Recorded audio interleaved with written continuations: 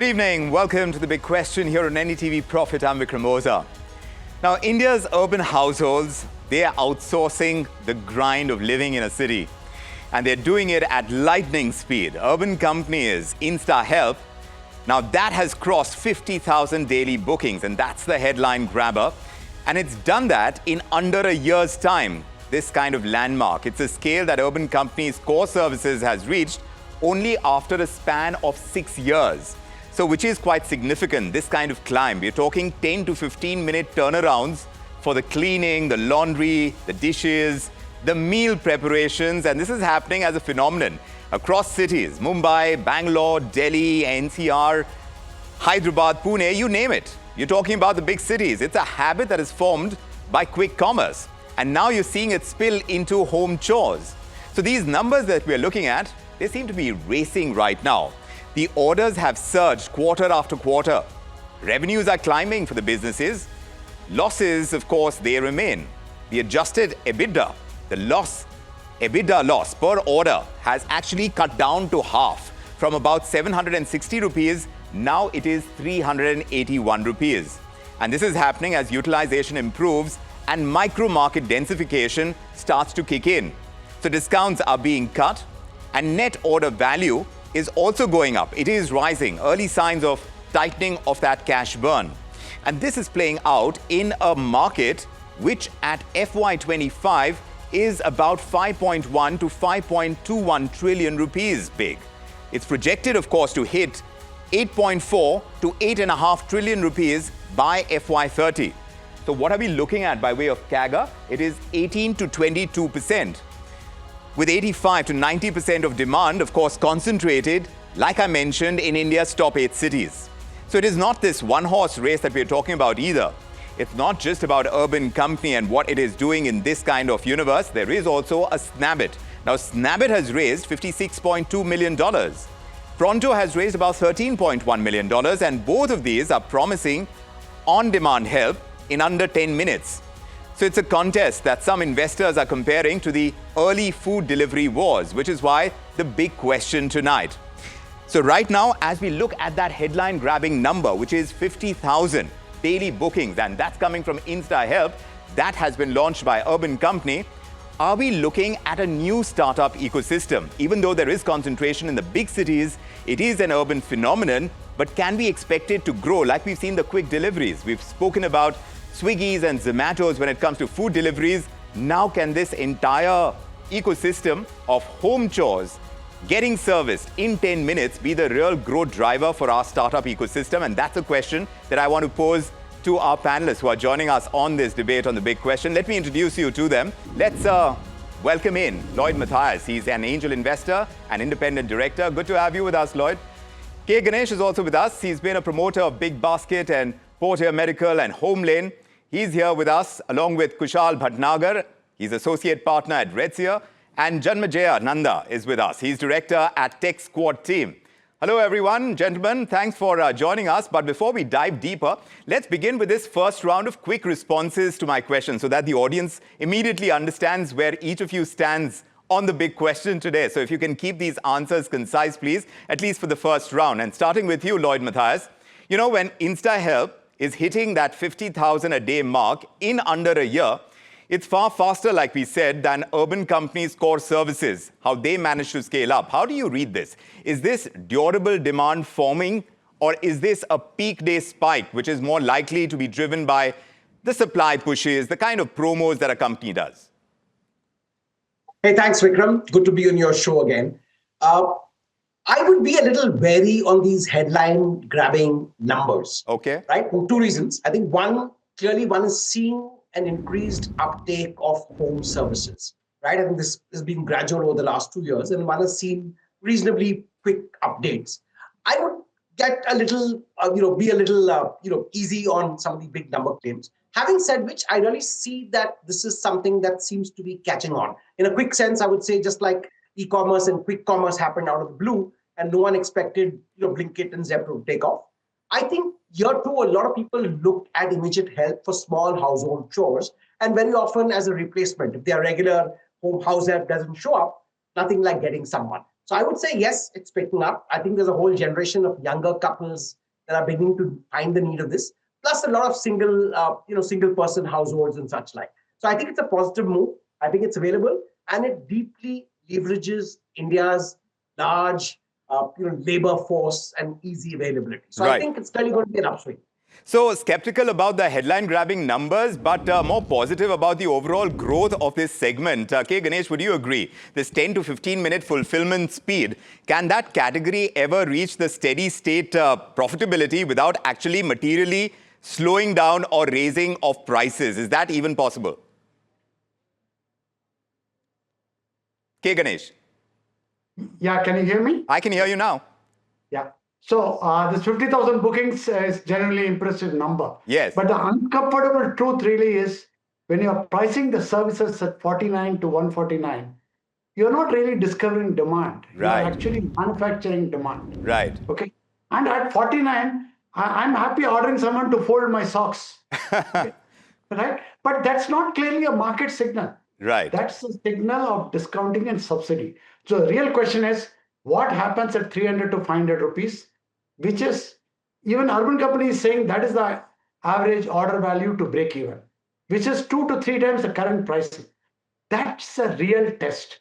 Having said that, I do believe there is a genuine latent demand, as was mentioned. Yes. There are 50 to 90 million domestic workers, whichever numbers you take, that's a 5,000 billion rupees kind of a market, where only 1% online penetrated. And for reasons just mentioned, there's good positiveness about it. But the real test, I want to see what happens at So 3. So you're not quite sure whether it's the discounted prices, which is manufacturing demand, or is this likely to sustain or not once we get realistic about the pricing? Kushal Bhatnagar, what do you say, especially on the competitive front, because multiple reports are suggesting that the instant home help market is consolidating into this two-horse race. There is Urban Company, you have a Snabbit as well.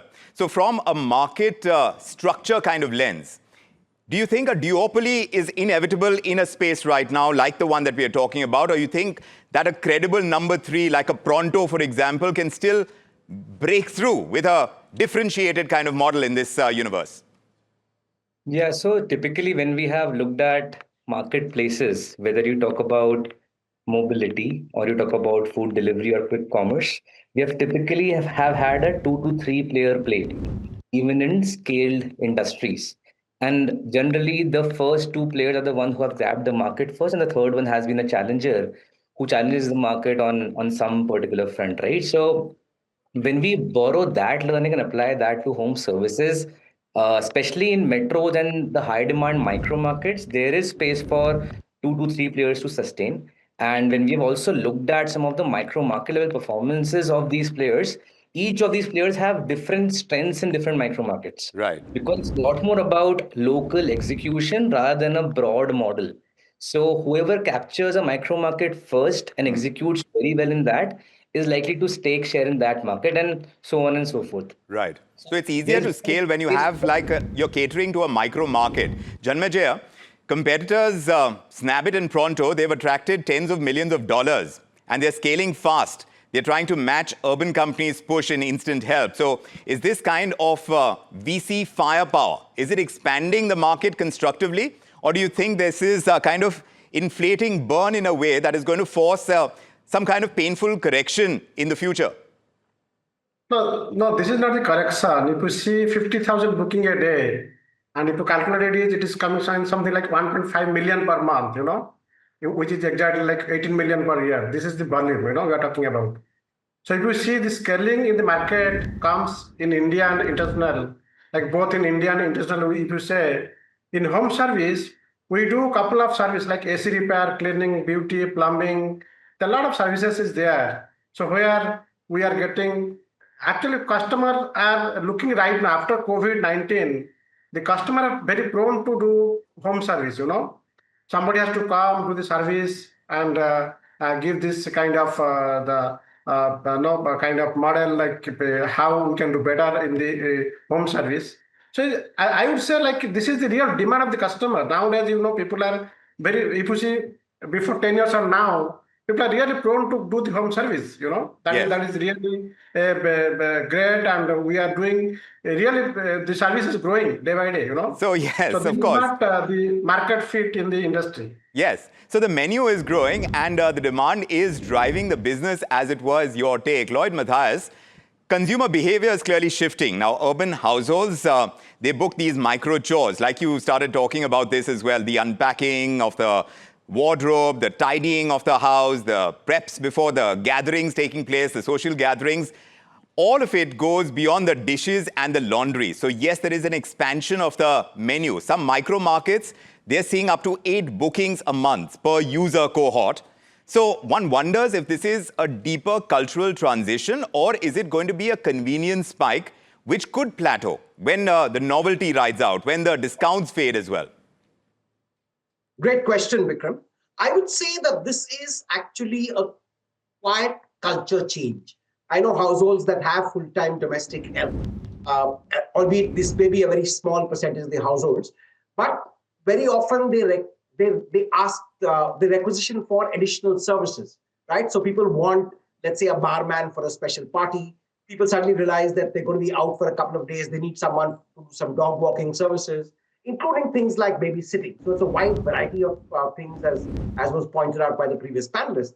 But I would say two things. I think one, there will be a lot of hyper-localization. Different markets have different characteristics. Some may need things like electricians, plumbers, carpenters at short notice. Some will require more evolved services like barmen, waiters, and such like. So it's going to happen. The second point, and I would certainly go back to the point that Mr. Ganesh made, is that one has to see the price elasticity, right? I know that this is rapidly growing, but to what extent are consumers going to be willing to take on this additional service, right? And to what extent? 150 rupees looks pretty good, but when this pricing stabilizes, or is it clearly that we are in a land grab stage where everyone just trying to, get the highest numbers so they can in turn pitch to their investors and say, okay, we are growing at the fastest pace? I think that needs a little watching, and therefore one will be a little cautious in kind of reacting to the numbers as of now. So indeed, absolutely. And Mr. Ganesh, perhaps you can weigh in on this, especially when you talk about the supply side, because these kind of business models, they like these fixed shifts. There is an assured 20 to 25,000 monthly earnings, like Snabbit is doing it, and they are being used to deliver reliability in the 10 to 15 minutes kind of span of time, but they require heavy onboarding. They require training. They require incentives to get that supply side fixed. So do these kind of business models, are they going to truly uplift livelihoods of workers? Can that happen at scale, or are they operationally still very fragile without any kind of sustained subsidies? Yeah, so no, that's an important question because India's digital economy right now is growing, and the key question really becomes: are we platformizing, or are we formalizing this gig economy? Correct. Right? And we need to be honest about the distinction between the two. Okay, right? If you are formalizing, that means we need to get workers social security, health insurance, minimum wage guarantee, skill certification, pensions, and all of that stuff. I was on the board of Domestic Workers Sector Skill Council, that a Government of India entity. Okay, right? And this question keeps coming up. What the platforms currently are offering is just digital visibility, some level of insurance coverage, payment through UPI. That's not really formalization.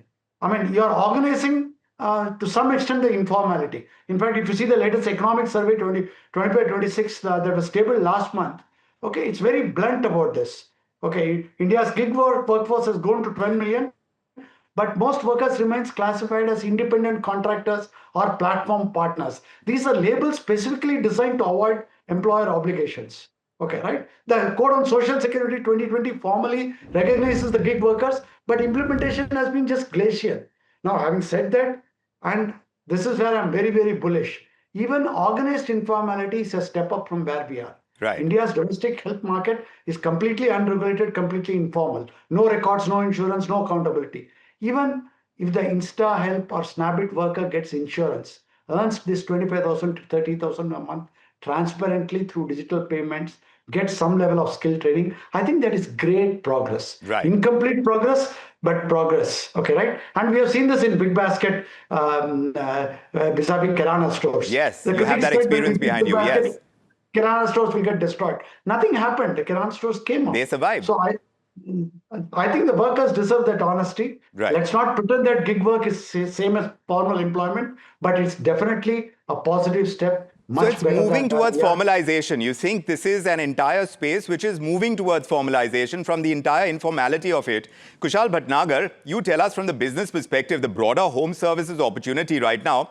From the numbers, we're looking at it, it seems large and it is growing fast. And the category is increasingly now skewed towards the metros, the big cities. How do you feel about this multi-billion-dollar outcome that is being projected for this kind of business, the InstaHelp business? Are these projections that are being made, are they overextended compared to what you see currently as unit economics? Yeah, so I think the way we have seen the model evolve, and even looking at some of the other convenience-seeking services, it seems like a metro-first play. And it seems like even in the years to come, it will stick to the top 8 to 10 cities for the most part. Yes, there may be small demand here and there in other cities, but metro is where majority of this market would actually lie, even in the long term. When I compare to quick commerce as well, almost 70-75% of quick commerce GMV still comes from the top 8 cities, of which 50% would be top 3, right? So there's a very strong concentration of demand in convenience seeking services that exist within metros, and within metros as well, there's specific micro markets where this exists. So I believe there will be a lot of consolidation that will exist in the top market itself where this industry will thrive. Right. So there will be that concentration. Janmejaya, talking about concentration, one wonders in terms of festive months. We've seen 8 to 9 lakh instant service orders that we've seen industry-wide. And of course, Urban Company has that share, which is about 60 to 65%. So it's a clear seasonal spike that we see, at least in Urban Company's case. But should operators now benchmark strategy to that festive peak behavior? Like, you know, you build capacity for that time, or on the pricing front, you offer those incentives as well. Does that make sense to plan around a lower stable baseline to avoid any kind of whiplash in the utilization and the burn that you see in these kind of businesses? See, when we give discount like if you see home service, in festive season, we get a lot of customers because customers is the discount, and we have the customer base. Like they would say, okay, this we have discount on the festive season. So service like cleaning, painting, so those would be attracting more. But here, you know, we are having a lot of returning customers. 40 to 50% customers are coming on the returning side. You know, when the returning customer comes, so discount doesn't work that much. You know, they are our customer always, right? Right. So they used to have the services either in festive or non-festive season. It will be always the services there. You know? Right. So 50 to 70% booking are coming from the repeating customers, even if it is festive or non-festive season. You know. Right. But here, you know, in summer season, like we have AC. You know, in summer we have a lot of hard, so people used to take the service on the AC services, right? Right. So here, the discount, they would to see this. They don't look the discount much. You know, they would to see like how we can get the service faster. You know, the faster. So you're saying it exactly against what we heard from Mr. Lloyd Matthias when he started out by saying that this is actually manufacturing demand. The discounts that are going out right now and pricing, as it kind of firms up in times to come after we have the unit economics in place, that's actually going to determine the success and the sustainability of this business. Mr. Matthias, do weigh in on this. What would you say is the single biggest marker now, if you had to look for one in the next 6 months or a year's time to confirm that this demand is truly sticky? What would you say that would be? I would look at two markers, Vikram. I would say one is reliable unit economics for service providers and the platforms. Okay. I think that pricing has to determine, not as we see it right now in a land grab phase. And secondly, I think high repeat usage and customer retention. Is this just like a set of one-off fad, or people just doing it on festivals and special occasions? Or are people going to use them on a regular basis? Which means, once or twice a week, I need to get someone to, let's say, walk my pet. Every time I have a party, I want someone to kind of help fix great cocktails. So I think it's whether how people start using it, what is the stickiness, and whether it moves beyond just the big metros and the relatively more upmarket condos. Is it a habit that's taking in the country, or is it just a very surface, very upmarket phenomenon? I think that's what I would watch for. So the sustainability of it resting on two very important factors. There's no taking away from that. But let me take that across to Mr. Ganesh as well. What's that one operational change that can have the biggest impact on improving the unit economics without compromising on speed? Because speed is an essential element over here, that 10 to 15 minute fulfillment. It is a pressure. And there is now a stricture against it as well. But talking about how this business model is going to evolve, how do you think any kind of operational change is going to impact unit economics? See, here the people are starting this, and Snapit, for example, started by somebody the founder worked in Zepto. Okay. This model is fundamentally different from the food delivery model or the quick commerce model. Right. If you don't recognize that, we'll end up repeating the same cash burn cycle. Okay, right? The similarity is both burn cash, they acquire users to burn cash, and they want to build habit and then hope and pray for unit economics to work. We saw this with Zomato, Swiggy, Blinkit, Zepto. Okay, right? And somehow, I'm not complaining, but India seems to have an infinite appetite for funding cash burn to get category creation stories. But the home services is structurally different and actually much harder. In food delivery, your supply is a restaurant that already exists with all its infrastructure. In quick commerce, your supply is a product which is there in the dark store. In home services, your supply is a trained human being who needs to physically travel, spend 1 to 2 hours at someone's home, perform a service that is inherently variable in quality. You cannot standardize a maid the way you standardize a packet of Maggi noodles or a product. Right. The second difference is frequency and habit formation. Quick commerce can get you ordering 3 to 4 times a week because the basket is diverse. Groceries, medicine, electronics. Home cleaning is much, much narrower. Correct. Urban Company itself says 60% of InstaHelp usage is still event-driven. Now, Correct. event-driven, you cannot build a unit economic model. Maid did not come today. Guests are coming over for a party. Only 30% is habitual. That's a problem because event-driven demand is unpredictable. Right. Doesn't build the daily habit loop that quick commerce has cracked. And the third difference, and I'm being bullish here, is that the market is being replaced. That is being replaced by these is truly broken. Right. There is no reliable alternative. With food, you could always eat out or cook. Correct. With domestic help, if your maid does not show up, you are really stuck. That desperation creates a real willingness to play. Yes. So, but it's a structural advantage food delivery does not have. Right. But we are now repeating the cash burn cycle. Right. Underlying need is more acute, more frequent, Yes. more underserved, but execution and not demand is the problem. Density, hyper-local density. Hyper-local density. Because the maid should be able to walk 200 meters and be able to serve the next customer. Right. Now that I find it very difficult. Within 200 meters, you will need somebody who needs a maid for an event-driven situation. The maid has not come. So very quickly, let me go across to Kushal since we are running out of time. But Kushal, do you see average order values rising meaningfully? Could that happen in the next 2 to 3 years? Or is the ceiling already visible right now? No, I think there will be a push by platforms for this number to go up. I think like my fellow panelists also stated, I think for the economics to work, the AOVs have to cross a particular threshold, and they are clearly not at that threshold, right?